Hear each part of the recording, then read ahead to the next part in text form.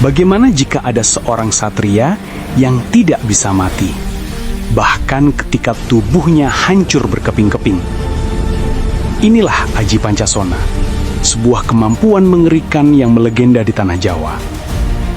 Berbeda dari ilmu kebal yang hanya menahan luka, Pancasona adalah ilmu untuk bangkit dari kematian itu sendiri.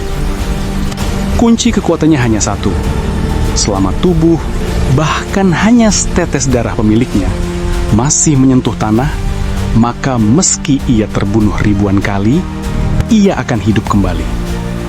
Pemilik Aji Pancasona menjadi lawan yang hampir mustahil dikalahkan. Namun kekuatan dahsyat ini termasuk dalam golongan ilmu hitam yang menuntut harga sangat mahal. Konon pemiliknya akan memiliki watak panas, mudah tersulut amarah, dan jiwanya terjebak, tidak bisa mati dengan tenang. Satu-satunya cara mengalahkannya adalah dengan memisahkan jasadnya dari sentuhan bumi, menjauhkan tubuh atau darahnya dari ibu pertiwi.